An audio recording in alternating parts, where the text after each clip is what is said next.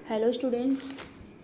तो स्टूडेंट्स आज हम क्षितिज भाग 2 से 12th चैप्टर लखनवी अंदाज को पढ़ेंगे। लखनवी अंदाज पढ़ने से पहले हम जानेंगे कि ये क्या है और इसके राइटर क्या हैं। तो लखनवी अंदाज एक कहानी है और इसके राइटर यशपाल जी हैं। तो बच्चों, यशपाल जी का जन्म 1903 में पंजाब में हुआ था और ये स्वाधीनता संग्राम की क्रांतिकारी धारा से जुड़े होने के कारण जेल भी गए थे और इनकी मृत्यु सन 1976 में हुई थी। ठीक है। और यशपाल जी जो थे यथार्थवादी शैली के रचनाकार थे। तो बच्चों, यूँ तो यशपाल ने लखनवी अंदाज व्यंग यह साबित करने के लिए लिखा था कि बिना गद्य के कहानी नहीं लिखी जा सकती, परंतु एक स्वतंत्र रचना के रूप में इस रचना को पढ़ा जा सकता है। तो आइए बच्चों, इसको हम लोग शुरू करते हैं।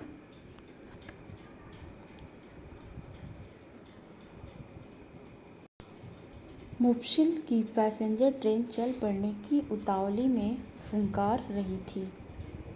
आराम से सेकंड क्लास में जाने के लिए दाम अधिक लगते हैं।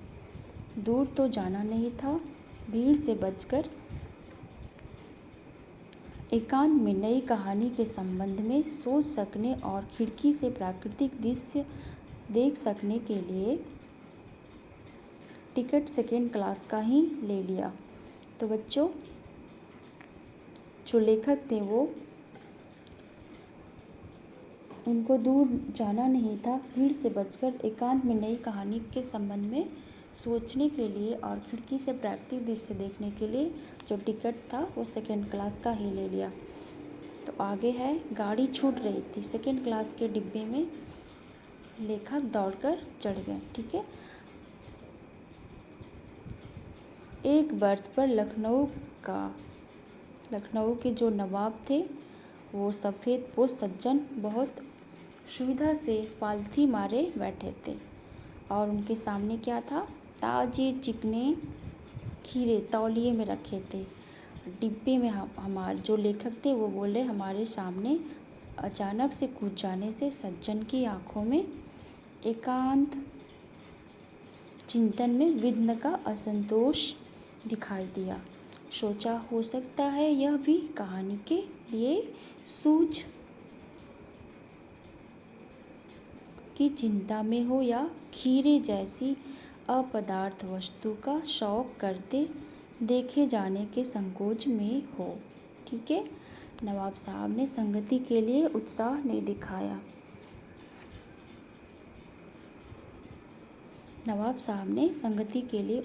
नहीं दिखाया। हमने भी उनके सामने की बर्थ पर बैठकर आत्मसम्मान में आंखें चुरा ली। मीन्स जैसे वो उनसे बात नहीं कर रहे थे तो वो भी चुपचाप उनके सामने एक बर्थ पर बैठ गए। ठीक है। खाली बैठे कल्पना करते रहने की पुरानी आदत है। नवाब साहब की असुविधा और असंकोच के कारण अनुमान करने लगे, संभव है नवाब साहब ने लेखक जो थे अनुमान करने लगे कि नवाब साहब ने भी बिल्कुल अकेले यात्रा कर सकने के कारण किफ़ायत के विचार से सेकंड क्लास का टिकट खरीद लिया हो और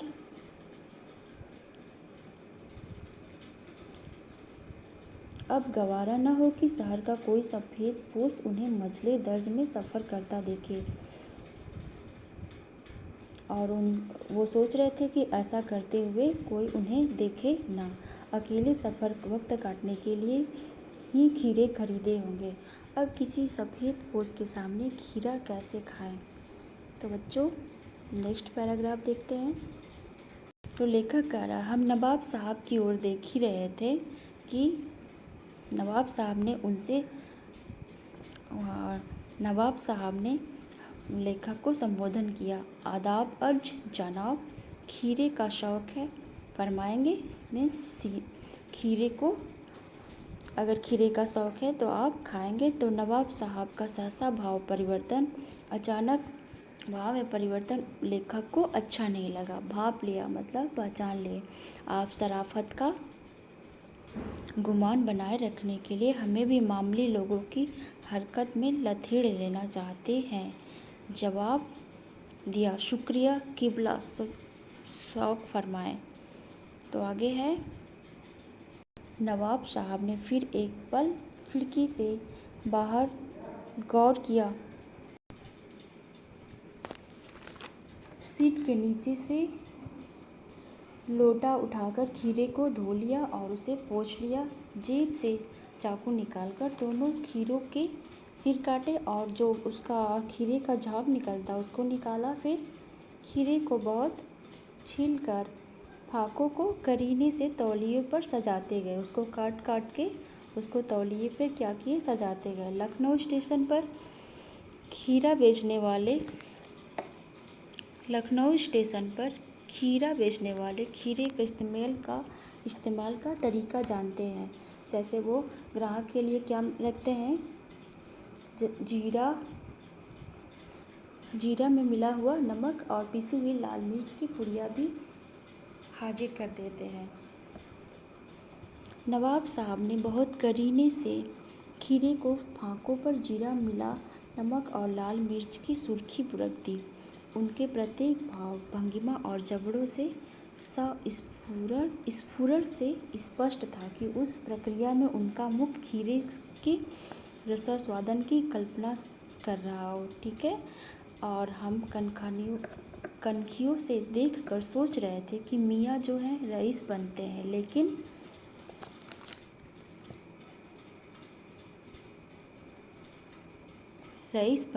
लेकिन लोगों की नज़रों से बच सकने के ख्याल में अपनी जो असली अहमियत पर उतर आए हैं।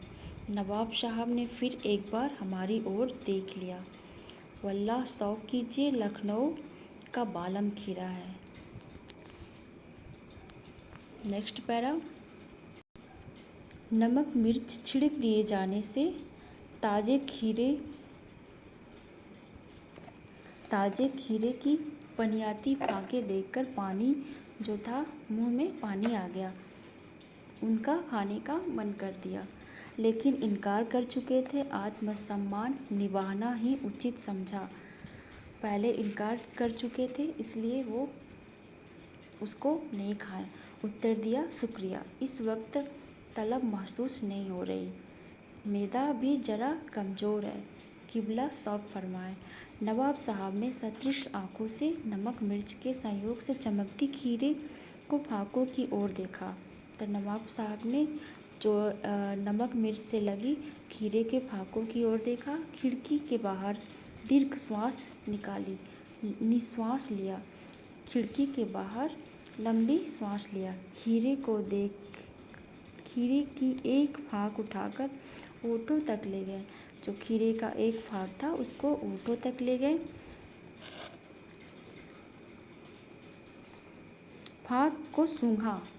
खीरे के फाक को सूंघा। स्वाद के आनंद में पलके मूंद गए। इतना अच्छा महक रहा था स्वाद, खुशबू खीरे की, कि उनकी पलकें बंद हो गई। मुंह में पानी भर आया और पानी की घूंट गले से उतर गया। मुंह में इतना पानी भर गया कि घूंट जो है गले से उतर गया। तब नवाब साहब ने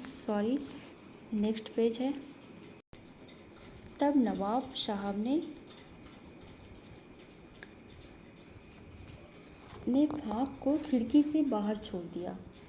तो नवाब साहब ने क्या किया, खिड़की को जो खीरे का फाक था उसको बाहर छोड़ दिया। नवाब साहब खीरे के फाकों को नाक के पास ले जाकर वासना से रसास्वादन किया।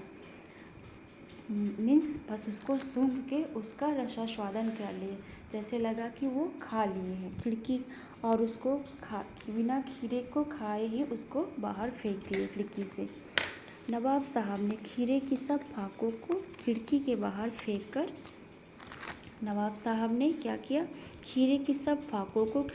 बाहर फेंककर तौलिए से हाथ और ओठ पोंछ लिए और गर्व से गुलाबी आंखों से हमारी ओर देख लिया, मानो कह रहे हो यह खानदानी रईसों का तरीका है। नवाब साहब खीरे की तैयारी और इस्तेमाल से थककर लेट गए। हमें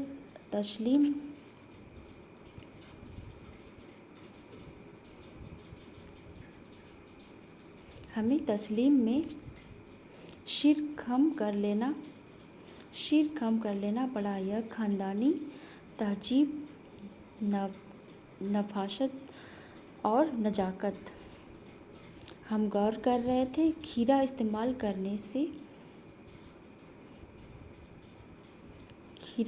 करने के इस तरीके को खीरे की सुगंध और स्वाद की कल्पना से संतुष्ट होने का सूक्ष्म, नविश, एब्स्ट्रैक्ट तरीका ज़रूर कहा जा सकता है, परंतु ऐसे तरीके से उदर की तृप्ति भी हो सकती है।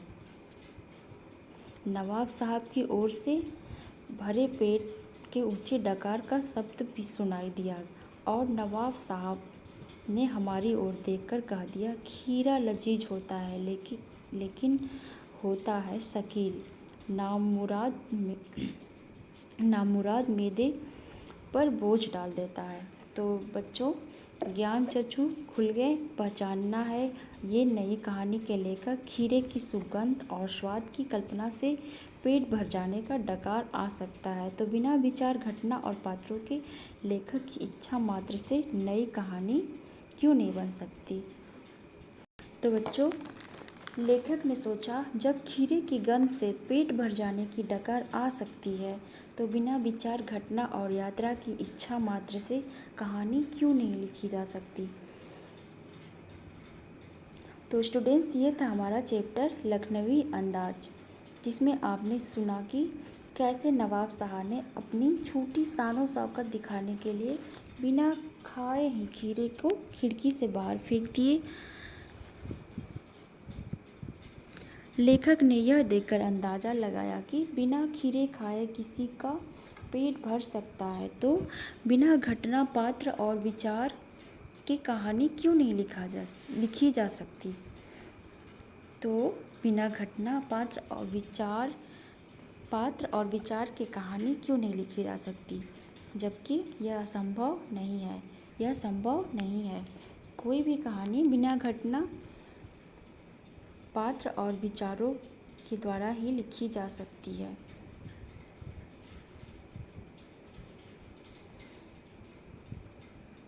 यह सब देखते हुए लेखक भी अपनी नई कहानी के लिए लेखक को भी विचार और पात्र मिल गए और लेखक ने भी यह कहानी लिख डाली, जिसका शीर्षक था लखनवी अंदाज। तो स्टूडेंट्स, आज के लिए बस इतना ही। Okay, thank you, have a nice day.